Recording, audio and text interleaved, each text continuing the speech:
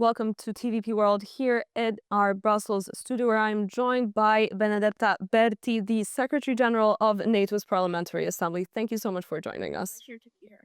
Now, the big news coming out of this week is Ukraine has taken a massive step towards joining the European Union. Now, joining NATO, despite it having resurfaced as a concept in the past few weeks, seems far more distant. How realistic is that prospect, and what would that journey even look like? Well, I would say that today in NATO, the discussions are very focused, and they're focused on how do we continue to supply and provide Ukraine with the military equipment it needs to defend itself today, to push back against Russian aggression, and to negotiate from a position of strength. So the focus really is on continuing to provide that essential military assistance. And it's an important effort because, as you know, 99% of the military assistance to Ukraine comes from NATO allies.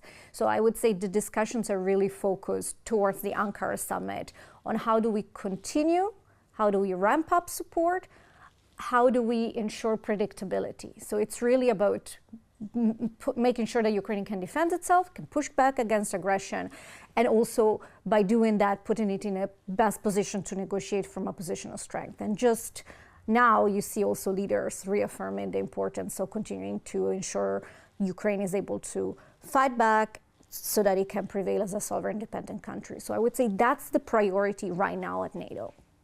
Right, and as you rightfully mentioned, we are heading into a looming NATO summit in Ankara. What do you think the leaders will be headed into there? What can we expect to come out of that?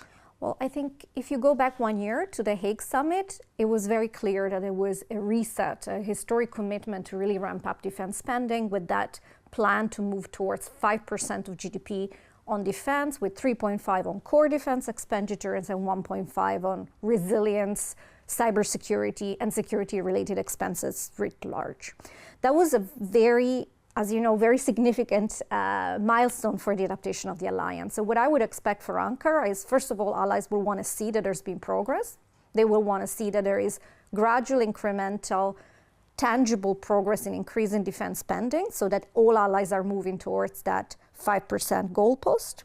And I think that would be absolutely at the top of the agenda. Of course, spending more, it's not the only metric of success. So I expect the leaders will look at how are we spending on the right capabilities, and is our cash being turned into combat credible capabilities that we can field at speed. So the issue of capabilities, I think, would be very front and center. And of course, to have the capabilities, you also need to continue to invest more on ramping up defense industrial production. So spending more, producing more, fielding the right capabilities, continuing to build that synergy with industry, and of course, continuing to support Ukraine. And the underlying theme, I think, will also be how do we build what Secretary General Rutte calls the stronger Europe and the stronger NATO. So as we move forward, how do we also make sure that European allies and Canada take more responsibilities for our collective defense? And for President Volodymyr Zelensky, what do you think he can expect from that summit? Do you think he can walk away with any concrete results or assurances, or will it mostly just be posturing and language in support of Ukraine?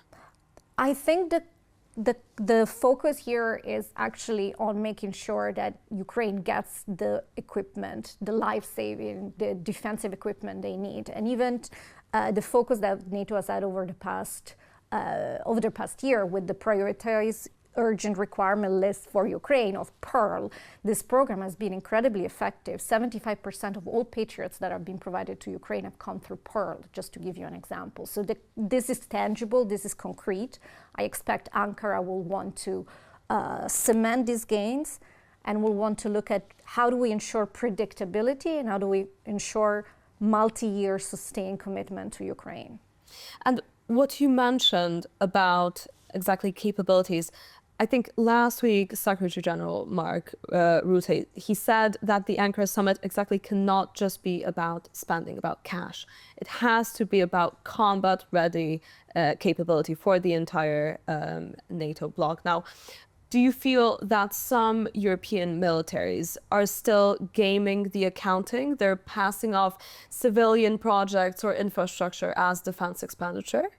So I would say the 5% is really built in two blocks. And that 3.5% is very much tied to concrete capability targets. Those are very much in the sphere of defense.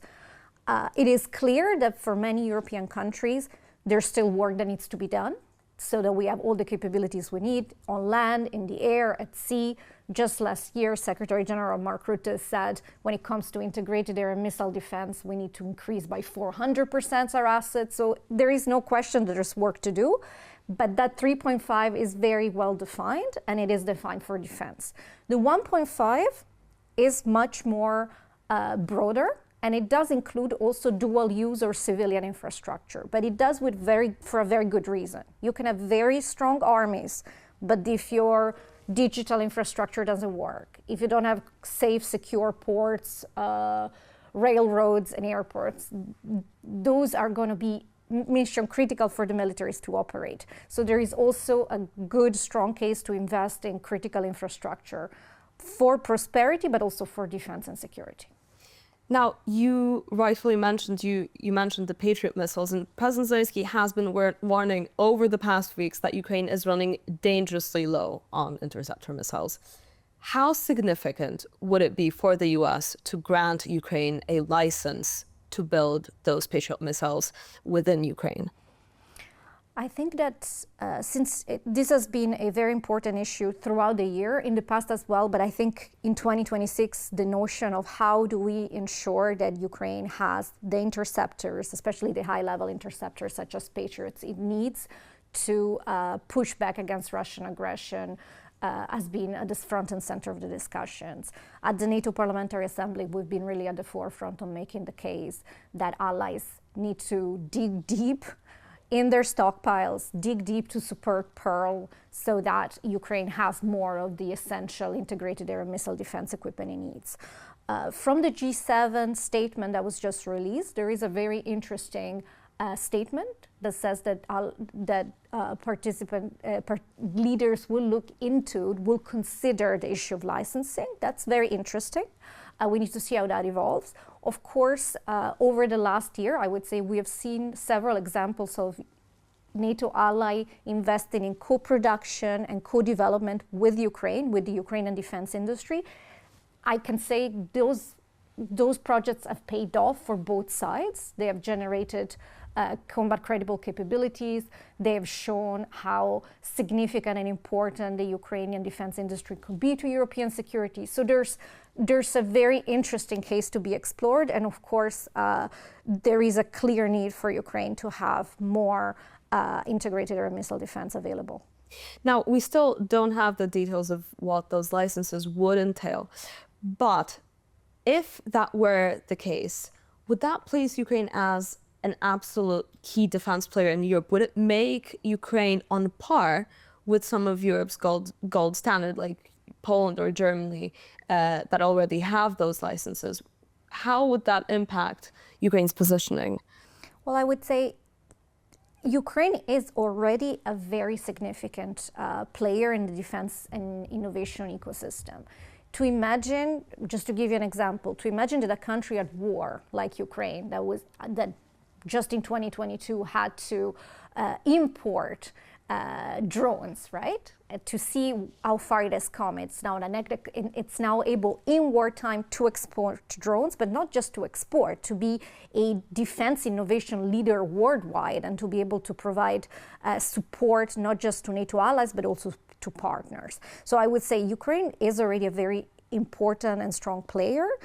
The more European and Ukrainian defense industrial cooperation is strengthened, I think the more there is a case to be made that for mutual gains. In other words, I think this will benefit Europe, European security, and it will also benefit Ukraine from a security perspective, from an economic perspective. So I think Ukraine is a very interesting and relevant defense player. Benedetta, thank you so much for joining us, and thank you for tuning in. My name is Laura Hazanow, and stay tuned to TVP World for more news and updates.